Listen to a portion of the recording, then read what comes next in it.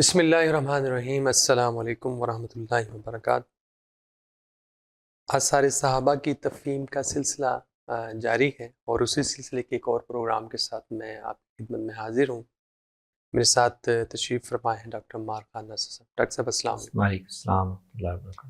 Doctor صاحب، آج قرآن مجید کی تلاوت کے حوالے سے ہم نے جو موضوع کا انتخاب کیا ہے وہ قرآن مجید کے ساتھ ایک زندہ تعلق کا مظہر ہے کہ دوران تلاوت قرآن مجید کی کسی ایک آیت کا بار بار تکرار کرنا، یا اس آیت میں جو مضمون بیان ہوا ہے اس کا جواب دینا، گویا آپ کا قرآن کے ساتھ براہ راست زندہ تعلق ہے۔ قرآن کے ساتھ آپ گفتگو کر رہے ہیں، گفتگو کر رہے ہیں، بالکل صحیح۔ ایک جیسے زندہ قرآن تعلق آپ سے گفتگو کر رہے ہیں تو اور قرآن آپ اس سے قرآن سے گفتگو کر رہے ہیں۔ اس موضوع کے اعتبار سے ہم نے کچھ روایات کا انتخاب کیا ہے، انشاءاللہ میں آپ کے سامنے رکھتا جاؤں گا اور آپ کی توضیحی کلمات ہمارے سامنے آتے رہیں۔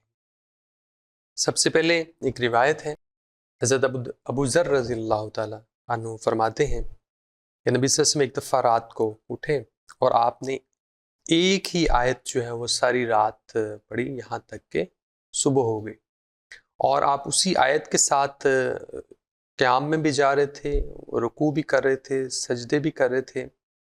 تو لوگوں نے فقال القوم لأبی ذر کہ پوچھا کہ ای آیت ہی، کون سی آیت تھی؟ تو انہوں نے کہا کہ وہ آیت تھی سورہ المائدہ کی آیت ہے کہ ان تعذبہم فإنہم عبادک وإن تغفر لہم فإنک انت العزیز الحکیم۔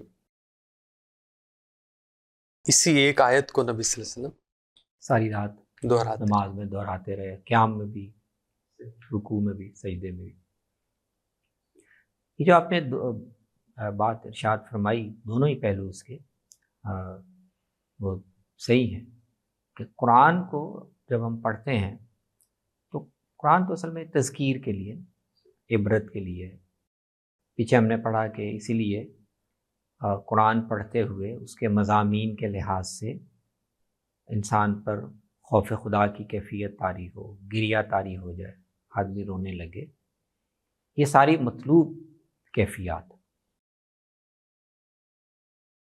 آپ ایک لحاظ سے کہہ سکتے ہیں کہ اللہ تعالیٰ نے جو بات ارشاد فرمائی ہے نا کہ والذین اذا ذکروا بآیات ربہم لم یخروا علیہا صما وعمیانا، وہ اصل ہے تو سیاق کے کلام کے لحاظ سے وہ تعریض ہے کفار اور منکرین پر کہ ان کو اللہ کی آیتیں پڑھ کے سنائی جائیں تذکیر کے لیے، تو ایسے گرتے ہیں جیسے گونگے بہرے ہیں، جیسے کچھ سنا ہی نہیں، اثر ہی نہیں ہوتا۔ تعریض تو ان پر ہے، لیکن اس سے اشارہ اس طرف بھی ہے کہ جو ایمان لانے والے ہیں، ایمان رکھنے والے ہیں، ان سے بھی قرآن کی آیات کو پڑھتے ہوئے، قرآن کو پڑھتے ہوئے اعتبار کی کیفیت، عبرت حاصل کرنے کی، یہ مطلوب ہے۔ تو قرآن پڑھتے ہوئے انسان پر وہ کیفیات طاری ہونی چاہیے جو اللہ تعالیٰ کے حضور میں، اللہ تعالیٰ کے سامنے انسان سے مطلوب ہے۔ تو قرآن میں اس کا ذکر ہے کہ وہ جب قرآن سنتے ہیں تو روتے ہوئے سجدے میں گر جاتے ہیں، وہ جب قرآن سنتے ہیں تو ان کے رونگٹے کھڑے ہو جاتے ہیں، جسم جو ہے وہ تلین جلودہم وقلوبہم الی ذکر اللہ، اور اللہ کی یاد کی طرف مائل ہو جاتے ہیں۔ اصل میں تو یہ ہے قرآن کو اندھے بہرے ہو کے نہ پڑھا جائے تو اس کے اندر جو بات کہی گئی ہے اس پر غور رکھا جائے، توجہ رکھی جائے، اور اس کے لحاظ سے اپنے آپ کو، اپنی کیفیات کو اس کے اثر میں آنے دیا جائے۔ تو اسی کا ایک مظہر یہ ہے کہ کوئی ایک آیت ایسی ہے پڑھتے ہوئے کہ انسان کا دل اس پہ رک گیا، یعنی خوف خدا کی ایسی کیفیت طاری ہو گئی ہے، اور وہ اس آیت کو پڑھتے رہنے میں اس کیفیت کا تسلسل ہے، یہ اس کا اظہار ہے۔ اب یہ کسی آیت پہ دل جم جائے گا، کس کیفیت میں کسی کون کو سی کوئی آیت؟ ایک آیت، یہ انسانوں کے لحاظ سے مختلف ہے، تو اسی کا بیان ہوا ہے۔ نبی صلی اللہ علیہ وسلم اور صحابہ کے یہاں بھی ایسا ہی ہے تو یہ سورہ المائدہ مائدہ کی آخر میں اصل میں حضرت عیسیٰ اور اللہ تعالیٰ کے مابین جو مکالمہ قیامت کے دن ہوگا، تو آپ صلی اللہ علیہ وسلم گویا وہی جن کلمات سے حضرت مسیح نے اللہ کے ترحم کو اپیل کیا ہے وہ غیر اپنی امت کے لیے، اپنی امت ایسے ہی نبی صلی اللہ علیہ وسلم نے گویا تیرے تو اختیار میں، ان تعذبہم فانہم عبادک، پروردگار تو عذاب دینا چاہے تو کون ہاتھ پکڑ سکتا، وَإِن تَغْفِرْ لَهُمْ فَإِنَّكَ أَنْتَ الْعَزِيزُ الْحَكِيمُ، مغفرت کرنا چاہے، معاف کرنا چاہے تو بھی کوئی زبردستی تو تجھ سے کروا نہیں سکتا، اِنَّكَ أَنْتَ الْعَزِيزُ الْحَكِيمُ۔ تو یہ آیت حضور کو اس موقع پہ اتنی اس نے تاثر پیدا کیا کہ آپ ساری رات وہی پڑھتے ہیں۔ اسی موضوع کی اگلی روایات پر جانے سے پہلے میں ایک چھوٹا سا یہاں پہ مسئلہ بھی پوچھ لوں آپ سے کہ نبی صلی اللہ علیہ وسلم کی بعض روایات میں یہ بھی آتا ہے کہ آپ صلی اللہ علیہ وسلم نے رکوع اور سجدے میں قرآن مجید کی تلاوت سے منع فرمایا، لیکن اس روایت کے اندر تو آپ صلی اللہ علیہ وسلم خود وہ آیت جو ہے رکوع اور سجدے میں بھی پڑھ رہے ہیں۔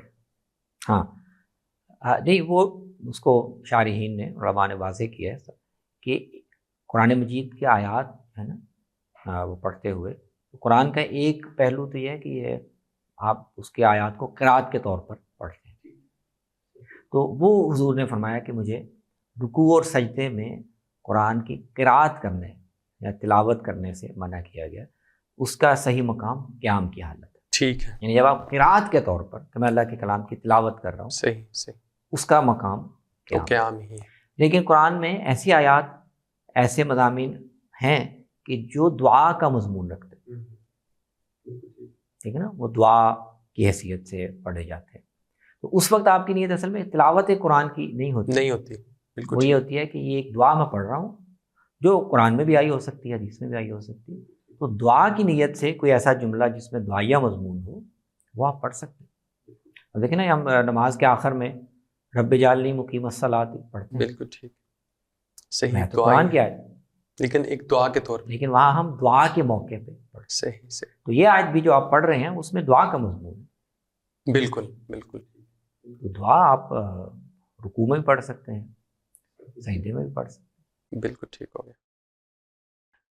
ابو زحا کہتے ہیں تمیم داری کے بارے میں رضی اللہ عنہ کہ وہ ایک رات ایک جگہ پہ آئے، اپنی مخصوص جگہ پہ جہاں وہ عبادت کرتے تھے، فقام یصلی ففتح السورہ التی تذکر فیہا الجاسیہ، سورۃ الجاسیہ انہوں نے شروع کی۔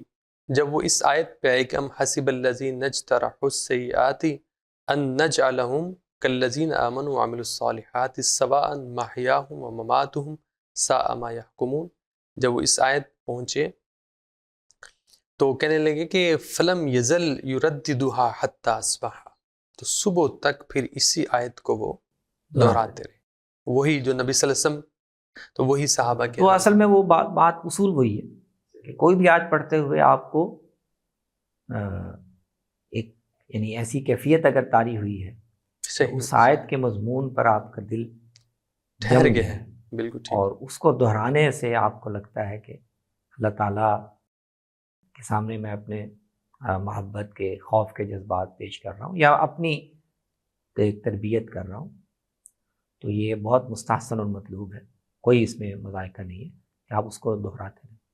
تو یہ سورہ جاسیہ کی آیت ہے، اس میں دیکھ بڑی یعنی تنبیہ کا غیر معمولی مضمون ہے۔ ہم حسب الذین اجترحوا السیئات ان نجعلہم کالذین آمنوا وعملوا الصالحات سواء محیاہم ومماتہم ساء ما یحکمون، یہ لوگ جو گناہ کر رہے ہیں، بدکاریاں کر رہے ہیں، یہ سمجھتے ہیں کہ ہم ان کا اور ان لوگوں کا جنہوں نے اچھے عمل کیے، انجام دونوں کے ایک ہی ہو جائے، ایک جیسا ہو جائے گا، سواء محیاہم ومماتہم، زندگی بھی انہوں نے ایسے ہی گزار دی، انہوں نے بھی ایسے گزار دی، موت کے بعد بھی دونوں کا ایک ہی جیسا حال ہوگا۔ کتنا برا فیصلہ ہے۔ تو اللہ تعالیٰ اگر ایک عادل ہستی ہے تو یہ اس کی شان اور اس کے عدل کے خلاف ہے، تو دنیا میں لوگوں کو موقع دے، کچھ لوگ اچھے کام کریں، کچھ لوگ برے کریں، اور مر کے دونوں مٹی میں مل جائیں، انجام دونوں کا برابر ہو جائے۔ جی یہ اللہ پر اس سے زیادہ بڑا بہتان کیا ہو سکتا ہے؟ بالکل صحیح، بالکل صحیح۔ صحیح. ابن عون راوی ہیں، وہ کہتے ہیں کہ ایک آدمی نے عبداللہ بن مسعود رضی اللہ تعالیٰ عنہ کے بارے میں بتایا جو نماز پڑھ رہے تھے رات کو. تو انہوں نے کہا کہ یہ وہ جگہ ہے، وہ دوسرے لوگوں کو وہ بندہ بتا رہا تھا اہل کوفہ کا، کہ ھذا مقام صاحبکم منذ اللیل یردد آیا حتی اصبح، یعنی یہ وہ جگہ ہے جہاں تمہارے صاحب یعنی عبداللہ بن مسعود رات کو کھڑے تھے اور صبح تک آیت ایک ہی کو، آیت پڑھتے رہے. تو وہ کہتے ہیں کہ ابن عون کہتے ہیں کہ مجھ تک یہ بات پہنچی ہے کہ وہ آیت تھی رب زدنی علما. وقل رب زدنی علما. اس یہاں وہ آیت کو پہنچے ہوں گے تو پھر ان پر کیفیت طاری ہوئی ہوگی، اور اسی کو وہ دہراتے رہے ساری رات. پھر وقل رب سورہ طٰہٰ میں صحیح سے، یعنی آیات کے چناؤ میں بھی آپ کی ذاتی کیفیت، ذوق، بالکل کوئی بھی آیت جی وہ شامل یعنی ہے. اس میں کوئی وہ یہ نہیں ہے کہ خاص آیات ہیں جن کو آپ نے دہرانا ہے، کہ آدمی کو جس آیت پہ دل ٹھہر اس جائے، کا دل ٹھہر جائے، اس کے صحیح اندر یہ صحیح، ایک جذبہ بیدار ہو جائے، دہرائے. بالکل ٹھیک.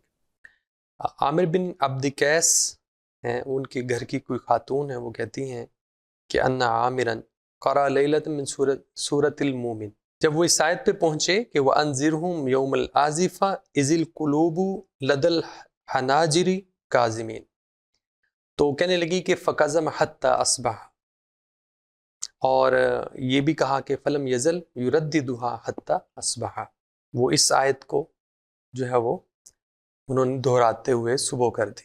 اب آیت ہے نا کہ جب ان کو آگاہ کرو، ڈراؤ اس دن کہ جب دل جو ہے وہ یہاں حلق میں پہنچے ہوں گے، کاظمین، اور سانس رکے ہوئے ہوں گے.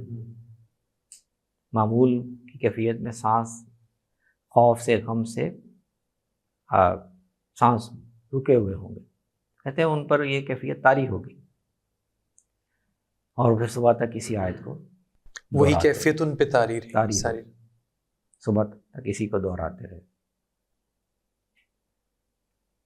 حمزہ کا بیان ہے، وہ کہتے ہیں کہ اپنے والد اور اپنے دادا سے یہ روایت کرتے، اسماء بنت ابی بکر رضی اللہ عنہ، وہ کہتی ہیں کہ وہ ان کے بارے میں کہتے ہیں کہ انہوں نے سورہ طور شروع کی، اور جب وہ اس آیت پہ پہنچی کہ فمن اللہ علینا ووقانا عذاب عذاب السموم، السموم، تو وہ کہتے ہیں کہ وہ بازار کسی کام بھی گئی اور پھر وہ واپس لوٹی تو وہ اسی آیت کو ہی دہرا رہی تھی.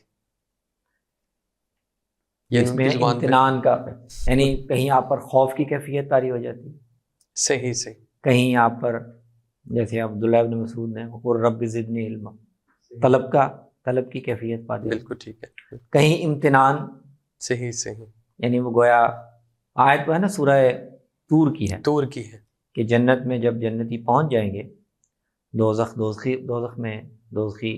میں چلے جائیں گے، تو جنتی اللہ کے اس احسان کو یاد کر کے خوش ہوں گے، اطمینان محسوس کریں گے کہ ہم تو دنیا میں بہت ڈر رہے تھے، پتہ نہیں کیا بنے گا.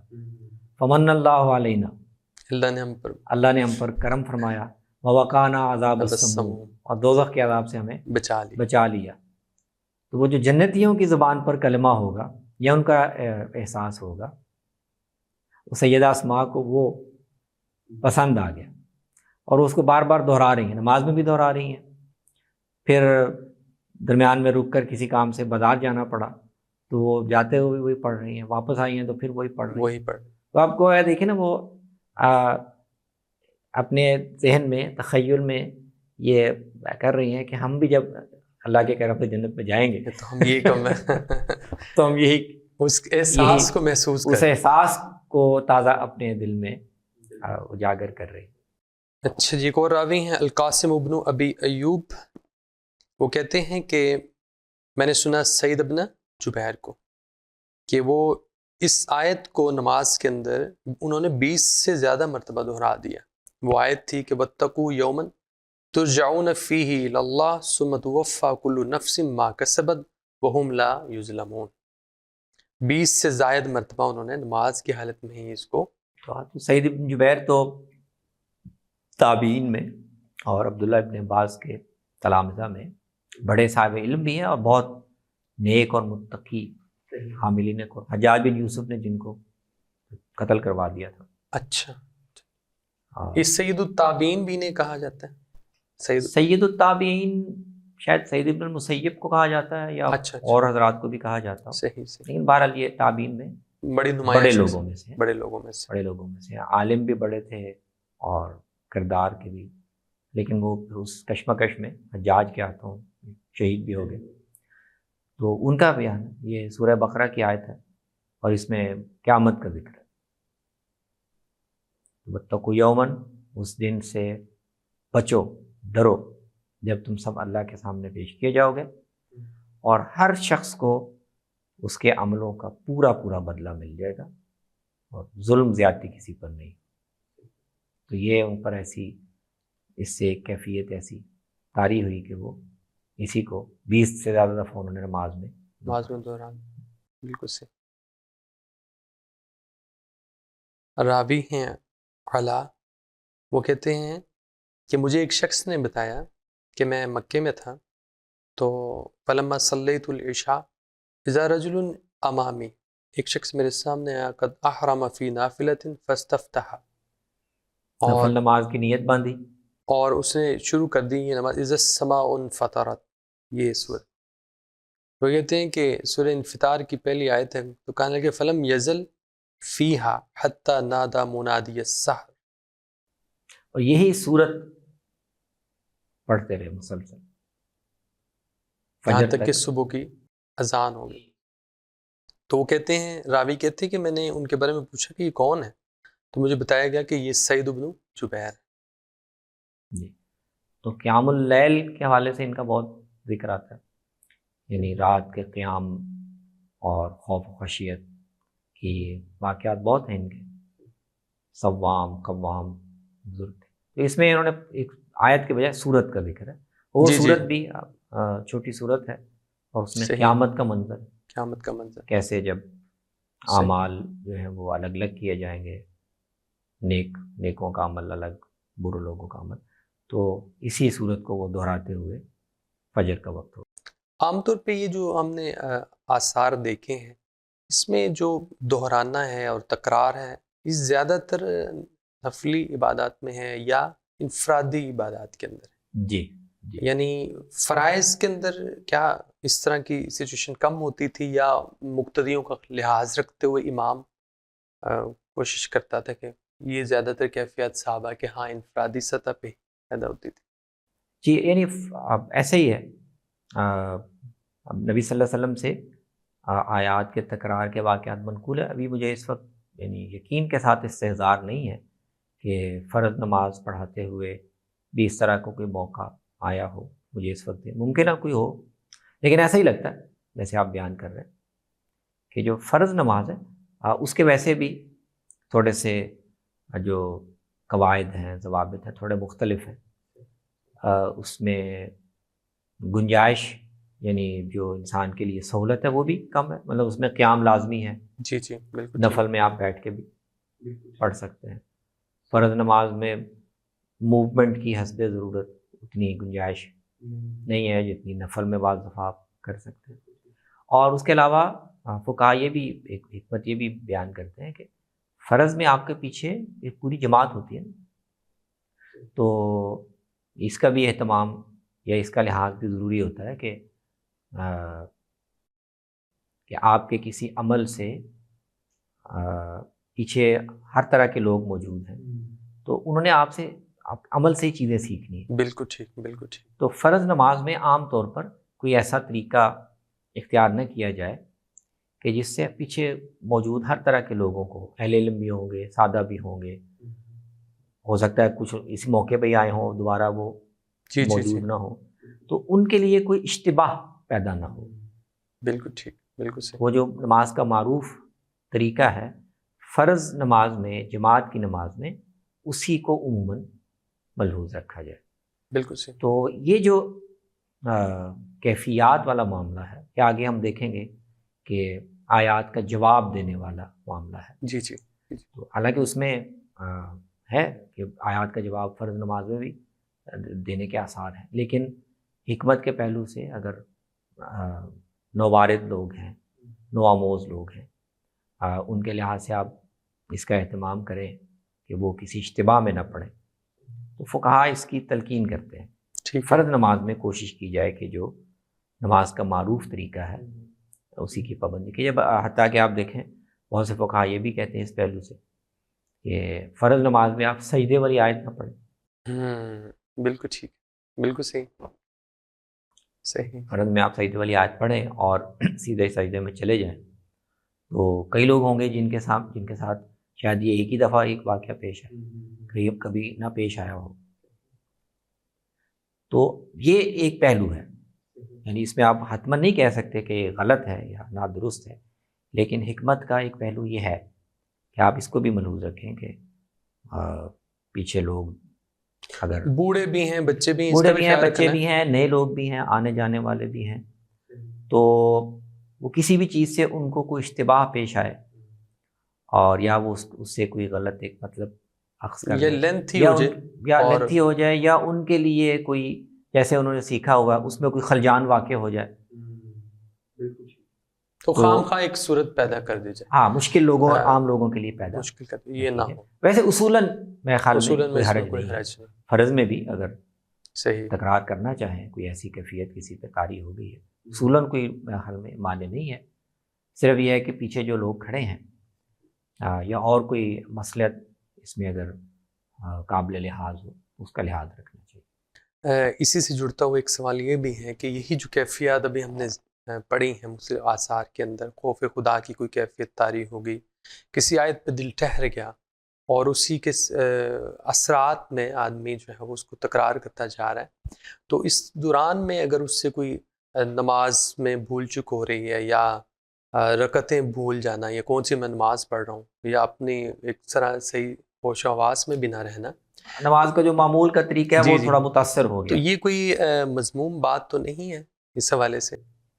نہیں ظاہر ہے وہ اگر ایک جینوئن کیفیت کے تحت کوئی ایسا معاملہ ہو گیا ہے اور اس سے نماز کے ظاہری قاعدے اگر تھوڑے بہت آگے پیچھے ہو گئے تو یہ اللہ تعالیٰ کے ہاں، تو اللہ تعالیٰ کو اصل میں تو مطلوب ہی یہ ڈسپلن اتنا مطلوب نہیں جتنا آپ کے دل کی کیفیت مطلب دل کی کیفیت مطلوب ہے۔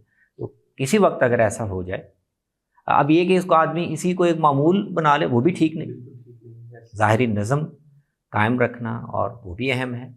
کسی وقت اگر ایسی کیفیت ہو جائے تو وہ مضمون تو ہرگز نہیں ہے، ہاں یہ ہے کہ اس میں کچھ فقہی سوالات دائرہ پیدا ہو جائیں گے، وہ دائرہ پھر فقہ میں ڈسکس کیے جا سکتے، اگر یوں ہو گیا تو اچھا اب نماز صحیح ہو گئی یا نہیں ہوئی، یا اس کو کیا کرنا چاہیے، فقہی نوعیت کے کچھ سوال پیدا ہو سکتے ہیں، لیکن یہ بہرحال سوال نہیں پیدا ہوتا کہ یہ کوئی مذموم ہے، اس پر اللہ تعالیٰ ناراض ہوں گے کہ ایسا کیوں ہوا، ایسا نہیں ہے۔ یہ جو نشست کا عنوان تھا وہ تھا کہ کسی ایک آیت کا نماز کے اندر بار بار دہرانا، اور اس کا دوسرا جو پہلو تھا کہ قرآن مجید کی آیات سنتے ہو نماز کے اندر یا باہر اس کا جواب دینا، کیونکہ ہماری نشست کا وقت ختم ہو گیا ہے، تو انشاءاللہ اس وہ کو پھر پہلو اگلی نشست میں ہم انشاءاللہ اس کو ڈسکس کریں گے۔ تب تک کے لیے اجازت دیجیے، اللہ حافظ، السلام علیکم۔ وعلیکم السلام۔